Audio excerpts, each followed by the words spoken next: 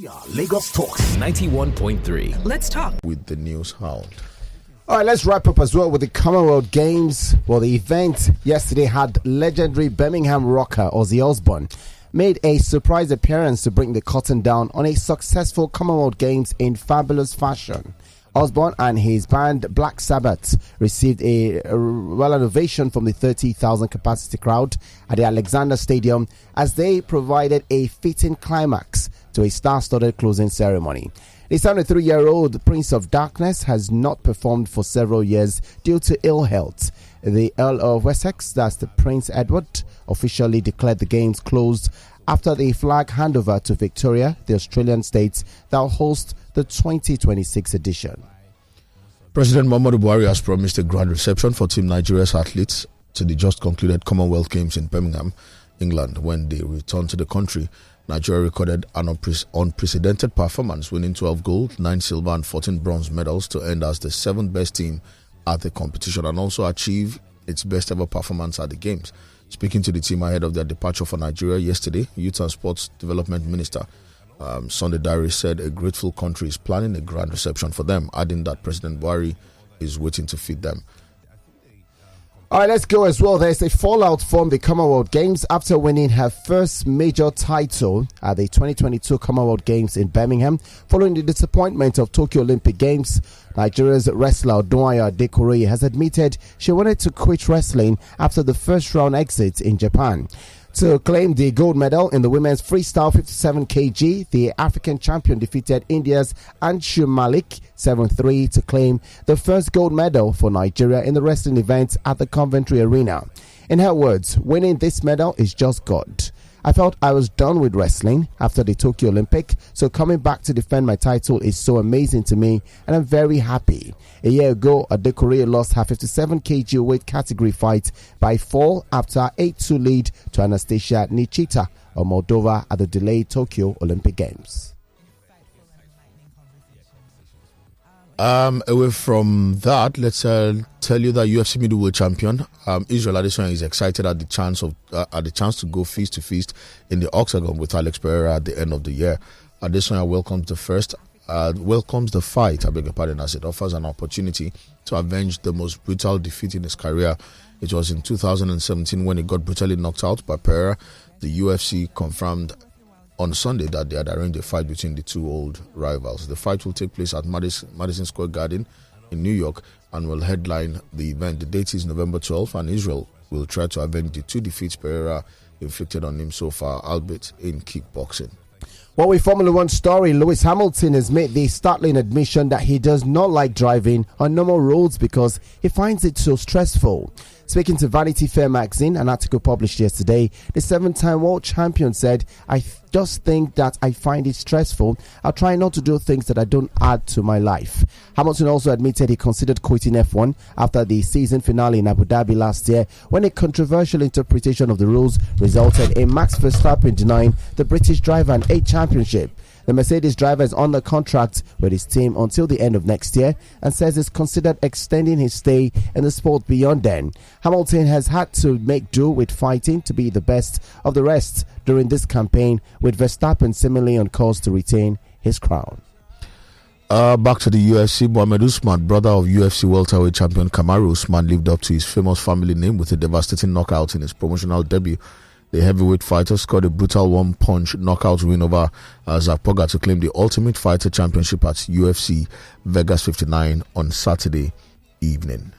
Well, from tennis story, she's won 23 Grand Slam titles and is one of the greatest players of all time. But Serena Williams passed another important milestone recently, winning her first game in over a year.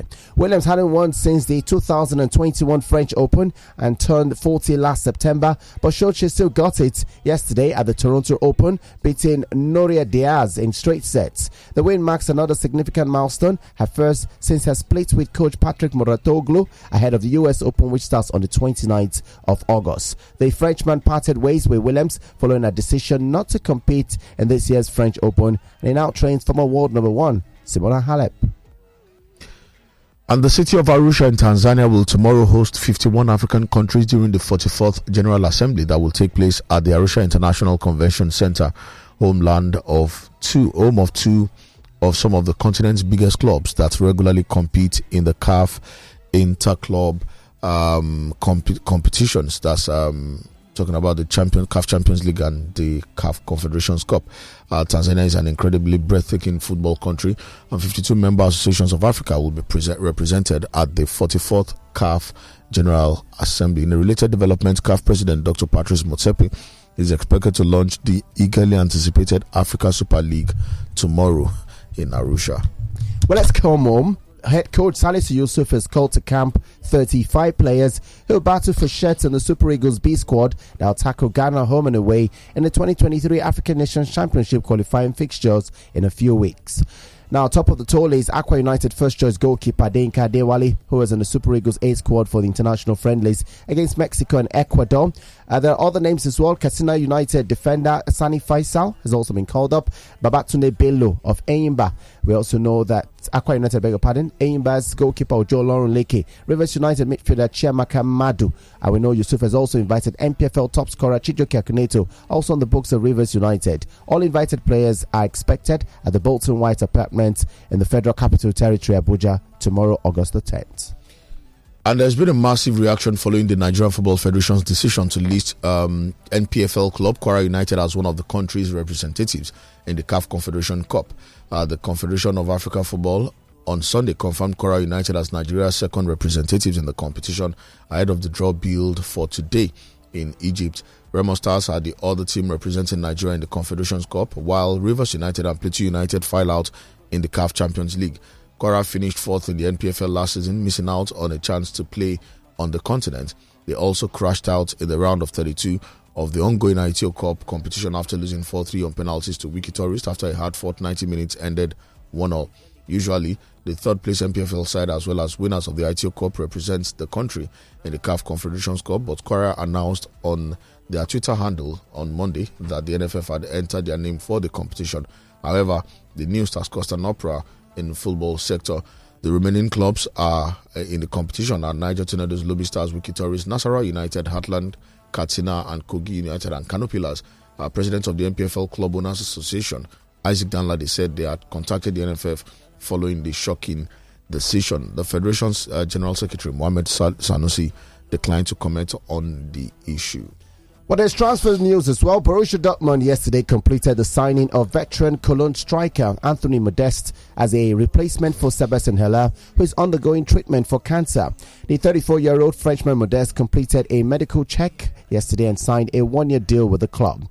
Meanwhile, Timo Werner is on the brink of leaving Chelsea to join RB Leipzig. The 26-year-old is expected in Germany for a medical ahead of a permanent move, thought to be in the region of 30 million euros, although various performance-related add-ons are yet to be finalized. Barcelona still cannot register their summer signings after La Liga rejected an attempt to use the club's own funds to inflate the value of two of the asset sales that had resulted to in order to balance the books and strengthen their team. Now, the intention now is to turn to a fourth source of extraordinary income with the sale of another 25% of their content production company, Barca Studios, for an estimated 100 million euros in the hope that it would allow them to include new arrivals such as Robert Lewandowski and there is Christensen Jos Koundé in the squad for their upcoming fixture this Saturday against Rayo Vallecano. Having spent more on transfers than any club in Spain and not yet managed to reduce their salary outgoing sufficiently, that leaves Barca still short of the threshold where they can register all their players with La Liga. And finally, during the trial of former Manchester United winger Ryan Giggs facing charges of assaulting his ex-girlfriend and her sister, was told by the prosecution yesterday that he had a sinister side to him. 48-year-old Giggs, who stepped down as Wales national team manager due to the case, faces charges of causing actual bodily harm to former partner Kate Greville and beating her younger sister Emma. He also faces one count of coercive and controlling behavior. The former footballer, who sat in the dock wearing a dark suit, has pleaded not guilty to the charges, and his defense said the allegations were based on distortion, exaggerations and lies. Opening the case for the prosecution, Peter Wright said there was a marked contrast between Giggs, the player, and the way he had behaved with his girlfriend in a toxic relationship. That ends the news, Hound. We are Lagos Talks 91.3. Let's talk.